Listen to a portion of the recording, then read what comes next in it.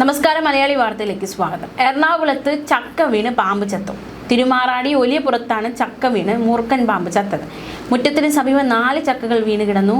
അതെടുക്കാൻ വീട്ടുകാർ ചെന്നപ്പോഴാണ് പാമ്പ് ചത്ത് കിടക്കുന്നത് കണ്ടത്. കനത്ത ചൂടിനിടെ സംസ്ഥാനത്ത് പാമ്പ് കടിയേൽക്കുന്നത് വർദ്ധിക്കുകയാണ്. അതിനിടയിലാണ് നമുക്കറിയാം പാമ്പുകളെയൊക്കെ പിടിക്കുന്നുണ്ട്.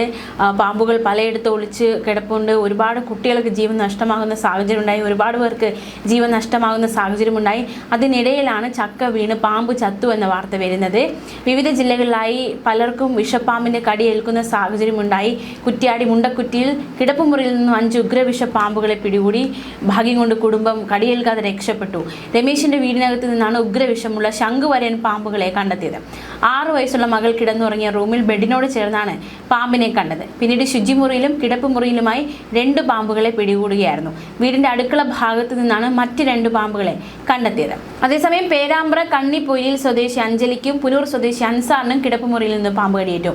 ബെഡിൽ പാമ്പിനെ കണ്ടതിനെ തുടർന്ന് നടത്തിയ പരിശോധനയിലാണ് കടിയേറ്റു എന്ന് മനസ്സിലാക്കാൻ സാധിക്കുന്നത്. 2 ശംഖുവരയൻ പാമ്പാണ് 2 പേരെയും കടിച്ചത്. ഇരുവരെയും മെഡിക്കൽ കോളേജ് ആശുപത്രിയിൽ പ്രവേശിപ്പിച്ചു. ഇരിങ്ങാലക്കുട കാറളത്ത് പാമ്പ് കടിയേറ്റു ചിലർക്ക്. കാറളം പുല്ലത്തറ വെള്ളേപ്പറമ്പ് വീട്ടിൽ പ്രസീതയ്ക്ക് പുല്ല് പറിക്കുന്നതിനിടയിലും നടവരമ്പ് സ്വദേശിയായ പിടുക്കാട്ടിൽ സനീഷിന് കിണർ ജോലിക്കിടയിലുമാണ് പാമ്പ് കടിയേറ്റത്. മലപ്പുറം എടപ്പാളിൽ 21 വയസ്സുകാരിക്ക് പാമ്പ് കടിയേറ്റു. ചെറുക്കൽ സ്വദേശി ഷഹല തസ്നിക്കാണ് കാൽപാദത്തിൽ കടിയേറ്റത്. ഷഹല അബോധാവസ്ഥയിൽ സ്വകാര്യ ആശുപത്രിയിലാണ്. തിരുവനന്തപുരം ചെറിയൻകീഴ് സ്വദേശി ഭുവനചന്ദ്രനും കടിയേറ്റു. പത്തനംതിട്ട കോന്നി ഇളക്കുള്ളൂരിലെ വീട്ടിൽ തുടർച്ചയായ 3-ാം ദിവസവും പാമ്പിനെ കണ്ടു. കണ്ണൂർ താഴെ ചൊവ്വരയിൽ പഴക്കടയിൽ നിന്ന് മൂർഖൻ പാമ്പിനെ പിടികൂടി. കോഴിക്കോട് കാരശ്ശേരി നെല്ലിക്കപ്പറമ്പിൽ വീട്ടുവളപ്പിൽ നിന്ന് മൂർഖനെ പിടികൂടി.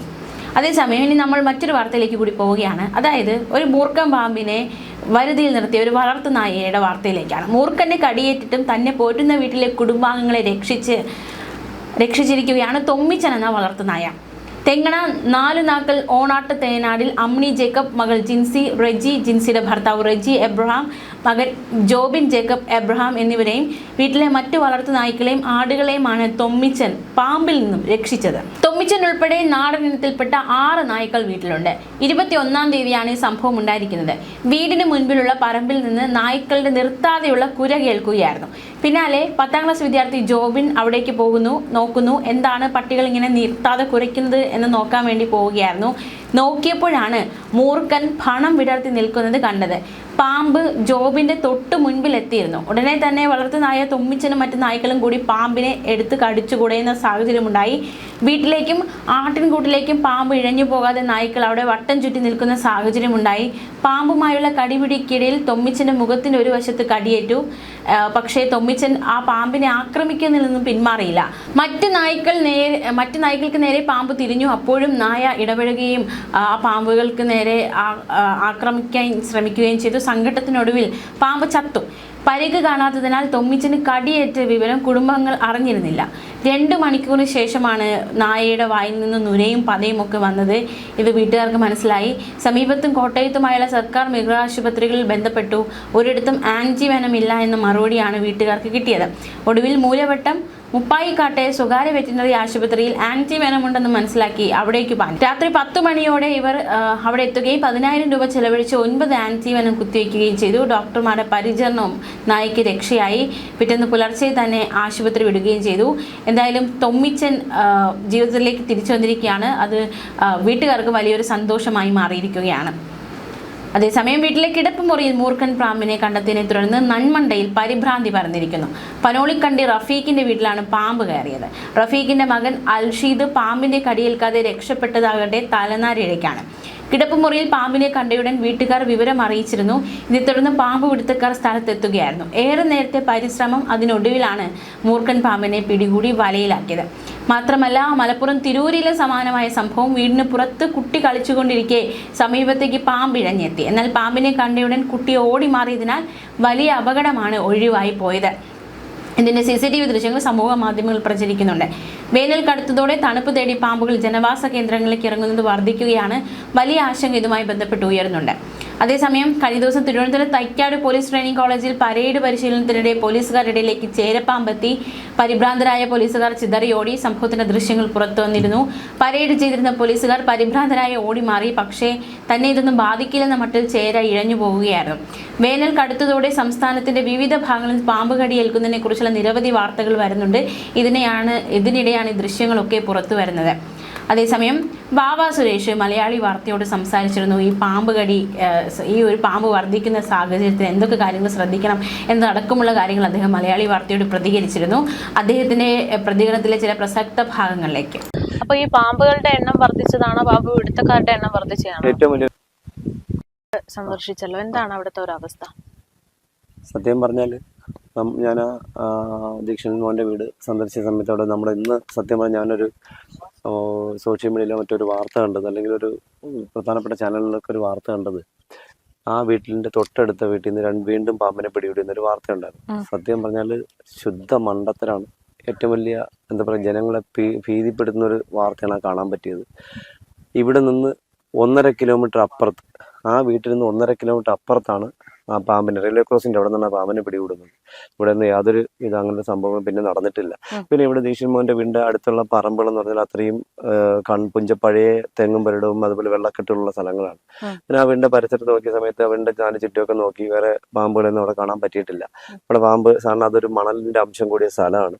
അപ്പോൾ അവിടെ പാമ്പുകൾ ഇഴഞ്ഞു പോയിക്കാൻ നമുക്ക് അറിയാൻ പറ്റും, ഇഴഞ്ഞ പാടുകളുണ്ടാവും. അങ്ങനത്തെ ഒരു പ്രത്യേകതകൾ അവിടെ ഉണ്ടായിട്ടില്ല. ഞാൻ ആ വീടിന്റെ 4 ചുറ്റും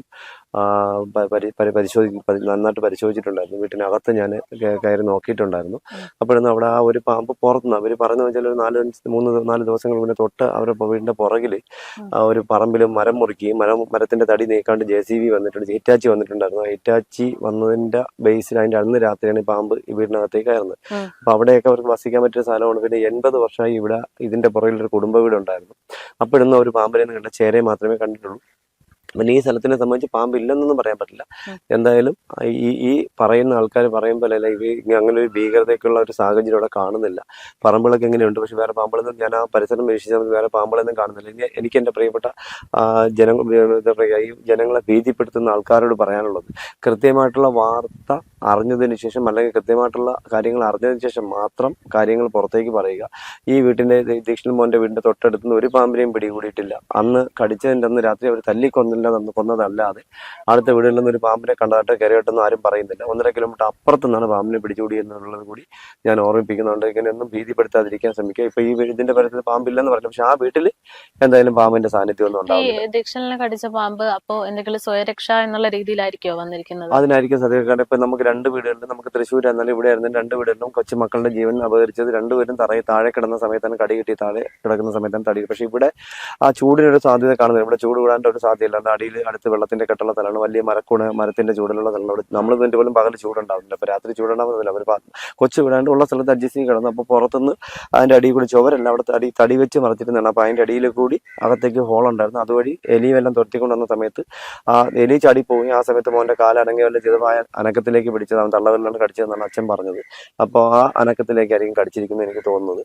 അതിനെ സാധ്യതയുള്ളൂ. അതിനകത്തൊന്നും ഇരിക്കാണ്ടുള്ള ഒരു സാധ്യതയും കാണുന്നില്ല. ഇപ്പോഴത്തെ സാഹചര്യത്തിൽ നല്ല വീടിനകവും പരിസരം എല്ലാം അവർ അകത്തുമെല്ലാം ചാപ്പെല്ലാം മാറ്റി നീറ്റാക്കിയിട്ടിരിക്കുകയാണ്. അപ്പോൾ താഴെ കിടന്നുകൊണ്ടും കാലനങ്ങിക്കൊണ്ടും പിന്നെ അടിയിൽ കൂടി ഹോൾ ഉണ്ടായിരുന്നുണ്ട്. പിന്നെ ഈ പുറത്ത് JCB എല്ലാം ഹിറ്റാച്ചിയുടെ എല്ലാം അപകടം ഉണ്ടായിട്ട് എന്തെങ്കിലും ഇഞ്ചോർഡായ പാമ്പും ആവാം എന്നാണ് എൻ്റെ ഇത്രയും വർഷത്തെ യാത്രക്കിടയിൽ എനിക്ക് മനസ്സിലാക്കാൻ കഴിഞ്ഞതെന്നുള്ളതാണ്. എനിക്ക് എൻ്റെ പ്രിയപ്പെട്ട ഈ ഭീതിയായിരിക്കുന്ന എൻ്റെ പ്രിയപ്പെട്ട കൊച്ചുമക്കളോടും അമ്മമാരോടും അപ്പന്മാരോടും ഗുരുജനങ്ങളോടും ഒക്കെ പറയാനുള്ളത്. ചേട്ടാ, ഈ പറയുന്നത് പോലെ ചൂടും പാമ്പും അതാണ് ഇപ്പോഴത്തെ പ്രധാനപ്പെട്ട വിഷയം. ഇത് തമ്മിൽ എന്താണ് ഒരു കണക്ഷൻ? ഞാൻ ചോദിക്കുന്ന ഒരു ചോദ്യം, ഇതിപ്പോൾ ചൂടുള്ള സ്ഥലമാണ്. ഇവിടെ നോക്കിയാൽ ഇവിടെ മുഴുവൻ വെള്ളക്കെട്ടുള്ള സ്ഥലമാണ്. ഇവിടെ ചൂട് എന്തെങ്കിലും രീതിയിൽ നമുക്ക് ബാധിക്കുന്നുണ്ട്. നമ്മുടെ നിൽക്കുന്ന ഒരു ചൂട് നമുക്ക് ബാധിക്കുന്നില്ല. സിറ്റിയിൽ നമ്മൾ നിൽക്കുമ്പോൾ സിറ്റിയിൽ ചൂട്, പക്ഷെ ഇവിടെ നല്ല തണുത്ത അന്തരീക്ഷമാണ്. ഇവിടെയാണ് ദീക്ഷൻ മോന് കടിയേറ്റ് മോന് ഉപയോഗപ്പെട്ടിരിക്കുന്നത്. അപ്പോൾ അത് ചൂടും ഇതോട്ടൊന്നും യാതൊരു കണക്ഷനും ഇല്ല. ഇവയ്ക്ക് എന്തെങ്കിലും ഫുഡ്, ഇപ്പൊ ഇത് ഇഞ്ചോർഡായിട്ടുള്ള പാമ്പരിക്കും അല്ലെങ്കിൽ അവിടെ JCB ഓടി ഉണ്ടാക്കി 80 വർഷം പഴക്കമുള്ള ഒരു വീടാണ്. ചൂടും ഇതുമായിട്ട് ബന്ധപ്പെടണമെന്നുണ്ടെങ്കിൽ നമുക്ക് ഇതിന് മുന്നേ ഒക്കെ പാമ്പടി നമുക്ക് ധാരണയാക്കണ്ടേ. ഇതിനേക്കാളും ചൂട് ഉണ്ടായ സമയം കാലഘട്ടത്തിൽ നമുക്ക് ഉണ്ടായിട്ടില്ലേ? അന്നൊന്നും ഉണ്ടായില്ല. ഇപ്പൊ എനിക്ക് എൻ്റെ ബലമായ സംശയം, ഇപ്പൊ ഇവിടെ തന്നെ നമ്മൾ വന്നിരുന്ന സമയത്ത് അതിലൊരു ചെറുപ്പക്കാരൻ പറയുന്നുണ്ട്, അതിലൊരു സുഹൃത്ത് സംസാരിച്ചു പോയ സമയത്ത് പറയുന്നുണ്ടായിരുന്നു, പാമ്പ് പിടുത്തക്കാരുടെ എണ്ണം കൂടി, പാമ്പുകൾ ആരെങ്കിലും കൊണ്ട് തുറന്നു വിടുന്നതാണോ എന്നൊക്കെയുള്ള സംശയങ്ങൾ അവർ പറയുന്നു. അതാണ് ഈ കഴിഞ്ഞ ഒരാഴ്ചക്കുള്ളിൽ തന്നെ ഒരു 6-7 7 മരണങ്ങളാണ് റിപ്പോർട്ട് ചെയ്തിരിക്കുന്നത്. അപ്പൊ ഈ പാമ്പുകളുടെ എണ്ണം വർദ്ധിച്ചതാണോ, പാമ്പ് പിടുത്തക്കാരുടെ എണ്ണം വർദ്ധിച്ചതാണോ? ഏറ്റവും വലിയൊരു ചോദ്യം. രണ്ടാമത്തെ ഏറ്റവും വലിയൊരു ഉത്തരം നിങ്ങൾ പറഞ്ഞിരുന്നുണ്ട്. പാമ്പുകളുടെ എണ്ണം കൂടിയില്ല, പാമ്പ് പിടുത്തക്കാരുടെ എണ്ണം കൂടി തന്നെയാണ് ദോഷമായി മാറിയിരിക്കുന്നത്. പിന്നെ ഇപ്പം നമ്മൾ ഇന്നലെ നമ്മുടെ കോഴിക്കോടാണ് എവിടെയാണെന്ന് എനിക്കറിയില്ല, ഇന്നലെ ഒരു വാർത്ത വന്നിട്ട് വനം വകുപ്പിന്റെ ഒരു വണ്ടി നാട്ടുകാർ തടയുകയും പ്രതിഷേധിക്കുന്ന ഒരു വീഡിയോ നമ്മൾ കണ്ടിട്ടുണ്ടായിരുന്നു. അത് വേറൊന്നും കൊണ്ടല്ല, കൂടിയ പാമ്പുകളെ കൊണ്ട് വനാതിർത്തിയിൽ ജനവാസ മേലേക്ക് അടുത്തുകൊണ്ട് തുറന്നു വിട്ടുമെന്ന് പറഞ്ഞുകൊണ്ട് ജനങ്ങൾ ആ വണ്ടി തടയുകയും വണ്ടി വനം വകുപ്പുകാരെ കയ്യേറ്റം ചെയ്തൊരു സംഭവം ഉണ്ടായിട്ടുണ്ടായിരുന്നു. ഇന്നലെ തന്നെയാണ് നടന്നിരിക്കുന്നത്. അപ്പോൾ പാമ്പിന്റെ എണ്ണം കൂടിയതല്ല, പാമ്പ് പിടുത്തക്കാരുടെ എണ്ണം കൂടിയതാണ്. പാമ്പിന്റെ എണ്ണം നാട്ടിൽ വർദ്ധിക്കാനുള്ള സാഹചര്യം എന്നാണ് എനിക്ക് എൻ്റെ യാത്രകൾ, എൻ്റെ 39 വർഷത്തെ എക്സ്പീരിയൻസിനിടയിൽ എനിക്ക് മനസ്സിലാക്കാൻ കഴിഞ്ഞത്. അല്ലെങ്കിൽ ഞാൻ എൻ്റെ ചെറുപ്പത്തിലും ഇത്തരം കളികൾ ഞാൻ കേട്ടിട്ടില്ല. ഒരു വർഷത്തിൽ ശരാശരി കേരളത്തിന് മുഴുവൻ 100 കടികളുള്ള 100 മരണത്തോളം പറഞ്ഞിട്ടുണ്ടായിരുന്നു. ഇപ്പം നമുക്ക് ഈ മാസം തന്നെ 6 മരണമാണ്, 6-7 മരണം. നമ്മൾ അറിഞ്ഞതാണ്, അറിയാത്തത്ര കേസുകളുണ്ട് മരണപ്പെട്ടത്, അറിയാത്ത കേസുകൾ ഒരുപാടുണ്ട്. പക്ഷെ അതൊന്നും അറിയില്ല. 6 ഈ മാസം മാത്രമാണ് നടന്നിരിക്കുന്നത്. അപ്പോൾ ഇതിന് ഒരു നല്ലൊരു ശാശ്വതമായ പരിഹാരം കണ്ടെത്തിയില്ല എങ്കിൽ ഇനിയും കൊച്ചുമക്കളും പ്രായമുള്ളവർക്കും ഒക്കെ പാമ്പ് വഴി അപകടം ഉണ്ടാവാൻ സാധ്യത കൂടുതലാണ്. അപ്പോൾ ഭയമല്ല വേണ്ടത്, ഭയപ്പെടുത്തുകയല്ല വേണ്ടത്, എന്താ പറയുക, പ്രക്കോഷൻ, മുൻകരുതലെടുക്കുക. കാരണം നമ്മൾ വീട്ടിന്റെ പരിസരങ്ങൾ ശുദ്ധിയായി സൂക്ഷിക്കുക. അതുപോലെ നമ്മൾ നിർബന്ധമായിട്ട് രാത്രി കാലങ്ങളിൽ രാത്രി സഞ്ചരിക്കുമ്പോൾ ടോർച്ച് ഉപയോഗിക്കുക. മൊബൈലിന്റെ ഫ്ലാഷിന് ഒരിക്കലും പ്രൊട്ടക്ഷൻ ആയിട്ട് കരുതരുത്. അതൊരു പരിധി വരെ മാത്രമേ ഉണ്ടാവുള്ളൂ. നല്ല ദൂരേക്ക് പാച്ചിലുണ്ടാവുന്ന എന്താ പറയുക വെട്ടം നമുക്ക് വേണം. അതുപോലെ തന്നെ നമ്മൾ രാത്രി വെട്ടം വാങ്ങിക്കാൻ പറ്റാത്തവർ എവിടെയെങ്കിലും രാത്രി സഞ്ചരിക്കുന്ന സമയത്ത് ചൂട്ട് അറിയില്ല, പണ്ട് കാലങ്ങളിൽ നമ്മൾ ചൂട്ട് കറ്റ കെട്ടി നടക്കുക, അതായത് ചൂട്ട് കത്തിച്ച് നടന്നാലും നമുക്ക് നല്ലതാണ്. കാരണം ചൂട്ട് ഇങ്ങനെ പണ്ടുള്ളൊരു വീശി നടക്കുന്നത് എന്തിനു വേണ്ടിയാണ്?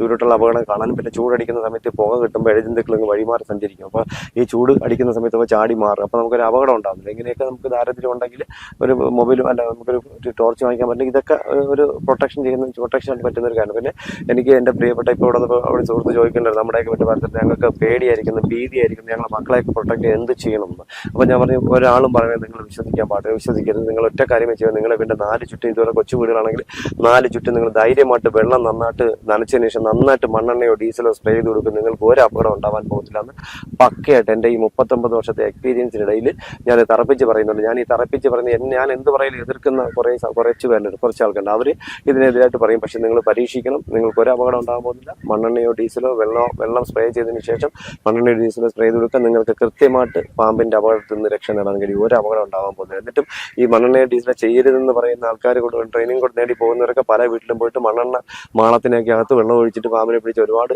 വീഡിയോസ് എൻ്റെ കയ്യിലുണ്ട്. അപ്പോൾ അങ്ങനെയൊക്കെ ഒന്നുമല്ല, മണ്ണെണ്ണ എപ്പോഴും ഒരു പ്രൊട്ടക്ഷൻ തന്നെയാണ്. ഇങ്ങനെയൊക്കെയുള്ള സ്ഥലങ്ങളിൽ ജീവിക്കുന്നവർ അത് ചെയ്യുന്നത് നല്ലതായിരിക്കും എന്നുള്ളത് കൂടി എനിക്ക് എൻ്റെ പ്രിയപ്പെട്ട പ്രേക്ഷകരോട് പറയേണ്ടത്. അത് മാത്രമല്ല, ഈ വീട്ടിന്റെ പരിസരം പരീക്ഷിച്ച് പാമ്പിന്റെ ഒരു സാന്നിധ്യമില്ല. കാരണം ഇവിടെ ഞാൻ അവർക്ക് പറഞ്ഞിട്ടുണ്ട്, നിങ്ങൾ രാവിലെ കഴിക്കുമ്പോൾ വീട്ടിന്റെ 4 ചുറ്റും ഒന്ന് നോക്കണം. അപ്പോൾ ഇഴഞ്ഞ പടലുണ്ട് നിങ്ങൾക്ക് അറിയാൻ പറ്റും, ശ്രദ്ധിച്ചാൽ മതി. അവർക്ക് അങ്ങനെ ഒരു ക്ലാസ്സും കൂടി എടുത്തിട്ടാണ് ഞാൻ ഇവിടുന്ന് മടങ്ങി പോകുന്നത്.